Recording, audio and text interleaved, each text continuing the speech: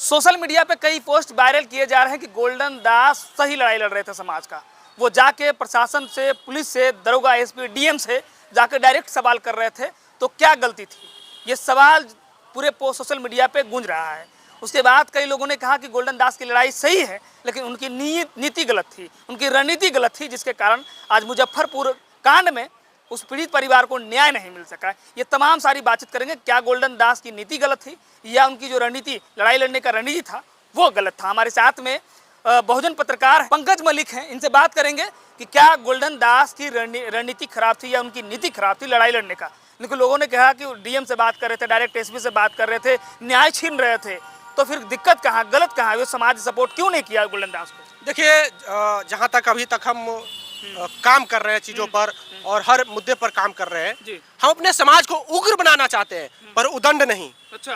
Golden दास जिस तरह से काम कर रहे थे, वो सीधे सीधे उदंडता का प्रतीक दिख रहा था। अच्छा। उदंडता उनके भाषा में दिख रहा था, उदंडता उनके कार्य प्रणाली में दिख रहा था, उदंडता उनके बिहेवियर में दिख रहा था। तो हम चाहते हैं समाज को उग्र बनाना, उदंड नहीं बनाना। अच्छा।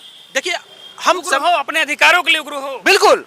देखिए, हम संविधान को मानने वाले लोग हैं, संवैधानिक रूप से चलते हैं और संविधान ही हमारे लिए सर्वोपरि है, सब कुछ संविधान है। तो संवैधानिक तरीके से हम हर काम को करेंगे, न कि हम गैर संवैधानिक तरीके से। गोल्डन दास का बहुत सारा वीडियो वायरल हुआ कि अफसर को वो कई वीडियो में अपमानजनक बात बोलते हुए नजर आ रहे हैं।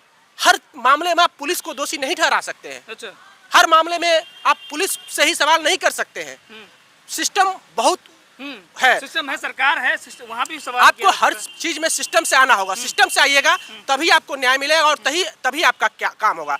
आप जैसे ही उग्र से उदंड हो जाते हैं, प्रशासन को आराम मिलता है, आसानी हो जाती है आपको जेल भेजना, आपके ऊपर एफआईआर करना, आप पर कोई कार्रवाई करना।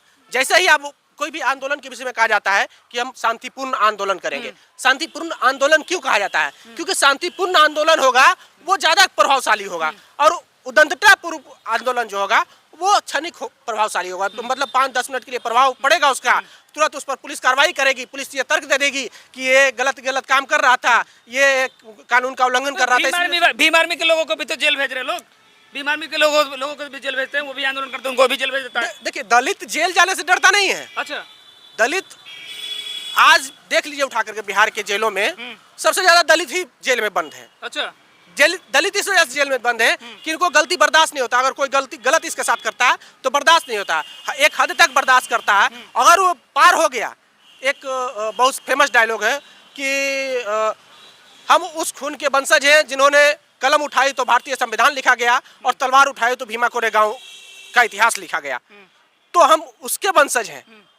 हम अगर शांत है तो इसका मतलब यह नहीं है कि हम मजबूर हैं, हम खामोश हैं तो इसका मतलब यह नहीं कि मजबूर हैं। हम युद्ध को भी मानते हैं और हम बुद्ध को भी मानते हैं। जिससे आपको फरियाना है आप फरिया लीजिए, जैसे आपको आना है। बिल्कुल, जैसे मानो तो युद्ध से, बुद्ध से माने तो बुद्ध से, जैसे से भी मानेंगे।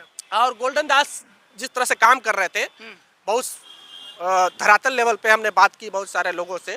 गोल्डन दास का एक मामला आया था फतुहा विधानसभा में है कोई जगह, वहाँ पे मामला आया था कि गोल्डन दास ने आंदोलन किया और उस आरोप में बहुत सारे लोगों को जेल भेज दिया गया, निर्दोष लोगों को। तो गोल्डन दास ऐसे काम करते क्यों हैं? आप संवैधानिक तरीके से आइए ना, आपको उग्र होना है, उदंडता नहीं दिखानी है प्रशासन के सामने। आप प्रशासन से ज्यादा पावरफुल नहीं है, उसके पास सारी व्यवस्था है। सिस्टम के खिलाफ जाएंगे तो कार्रवाई होगी, यही कहने का मतलब। हाँ बिल्कुल, सिस्टम में रह के लड़ाई लड़नी है, सिस्टम में रह के लड़ाई लड़नी है। और तभी आपको आपका समाज क्यों साथ दे? आप अगर गलत कीजिएगा तो आपको समाज क्यों साथ दे? इसी का परिणाम है। आप अगर सही साबित होते, सही रहते, सही तरीके से लड़ाई लड़ते तो आपको बिहार में दलित समाज एकजुट दिखता, दलित समाज आपके साथ खड़ा रहता। पर आप गलत। यही लोगों का सवाल था पंकज जी कि आखिर गोल्डन दास इतनी लड़ाई लड़ा समाज का, इतने लोगों को न्याय दिलाने के लिए पुलिस से लड़ गया, डीएम से लड़ गया, एसपी से लड़ गया, तो फिर समाज के लोग उनके लिए रोड पे क्यों नहीं आए, उनकी रिहाई के लिए मांग क्यों नहीं कर रहे हैं? ये सवाल है। देखिए, कैमरे पर लड़ाई करना और कानूनी लड़ाई करना दोनों दो चीज होता है। आप कैमरे पे प्रशासन के खिलाफ कोई भी आरोप लगा सकते हैं, कुछ भी बोल सकते हैं प्रशासन को, और जब आप कागजी रूप से आइएगा, संवैधानिक तरीके से काम के लिए आइएगा, तो आपको संवैधानिक तरीके से काम करना। क्या बोल रहे हैं? कानूनी रूप की बात कर रहे हैं, तो कई धारा याद, फटाफट सब धारा बोल देते भाई।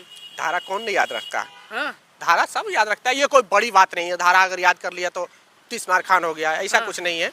ये एक भ्रम है। और दलित समाज एक ऐसा समाज है जो कि भावनात्मक समाज है। उसके लिए आप थोड़ा सा भी मदद कर दीजिएगा ना तो आपके लिए जान हाजिर रखेगा। हमेशा अपने हथेली पे आपके लिए जान लेके चलेगा कि भैया हमारे ये मदद किए हैं, हम इनके लिए हमेशा खड़ा हैं।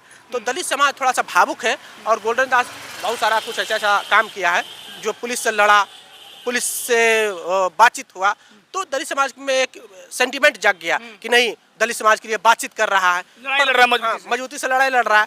पर आप एक्चुअल फैक्ट जाइएगा, आप धरातल पर जाइएगा तो गोल्डन दास समाज के लिए हानिकारक है। हानिकारक इस वजह से है कि आप अनर्गल काम कर देते हैं जिससे समाज के लोगों को जेल जाना पड़ता है।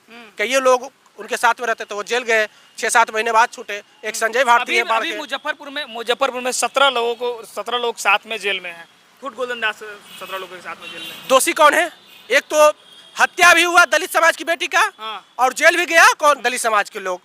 तो ये क्या न्याय है? आप कैसे काम कर रहे हैं? आपकी कार्यशैली पे तो सवाल खड़ा होगी। आपको गए थे, आप मुजफ्फरपुर गए थे, आप पीड़ित परिवार से मिले, संतावना व्यक्त की, वहाँ पे आप भाषण दिए, जो भी करना है, मीडिया लाइमलाइट लिए। आपको क्या जरूरत था जो आरोपी था उसके गांव में जाकर के तांडव मचाना, उसके आस पड़ोस के लोगों को इनसिक्योर फील करवाना कि दलित जो है उग्र है, दलित जो है बाकी सब जातियों से नफरत करता है। ये जातीय नफरत इससे फैलता है, जातीय नफरत बढ़ता है इसके दलित समाज के प्रति। दलित समाज के प्रति तो वैसे ही आपको पता है कि सभी समाज जो है बिल्कुल नफरत ही करता, लोग नफरत ही करता है। दूसरी सवाल ये भी है पंकज जी कि जब पुलिस वाले ने उनसे माफ़ी मंगवाई, या फिर उन्होंने खुद कहा कि माफ़ी मुझे मंगवाई गई, ये पुलिस वाले ने क्या वहाँ पे किया इसकी तो पुष्टि हम नहीं करते, लेकिन उन्होंने कहा कि पुलिस वाले ने हमसे माफ़ी मंगवाई, दबिश में मंगवाई है माफ़ी। देखिए, माफ़ी ये कोई बहुत बड़ा चीज़ नहीं है, और वैसे भी दलित समाज माफ़ी मांगने के लिए नहीं। हम सावरकर के औलाद नहीं है, हम अम्बेडकर के औलाद है, अच्छा, ज्योतिबा फूले के औलाद है, रामास्वामी पेरियर के औलाद है। तो हम माफ़ी में विश्वास नहीं रखते, हम माफ़ी वीर नहीं है, हम लड़ाकू हैं।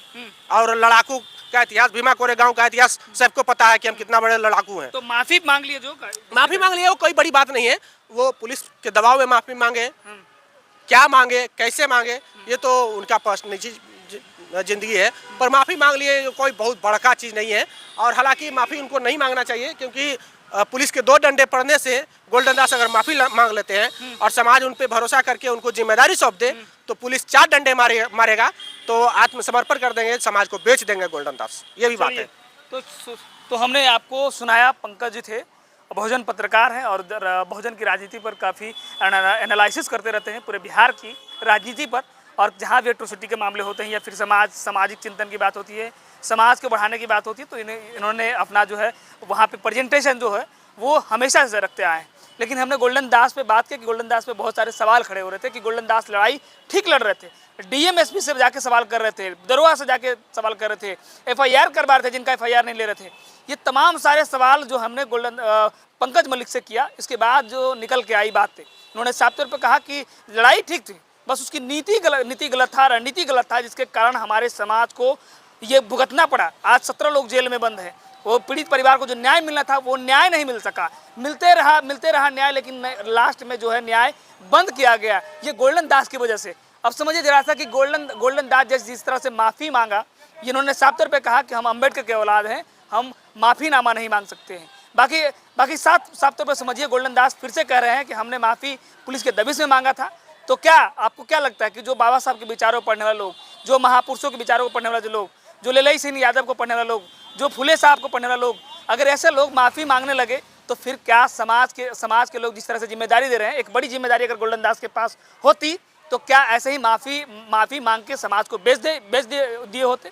ये बड़ा सवाल है, ये पंकज जी ने कहा है। बाकी आपकी क्या इस पर प्रतिक्रिया है? अपनी प्रतिक्रिया जो दीजिएगा।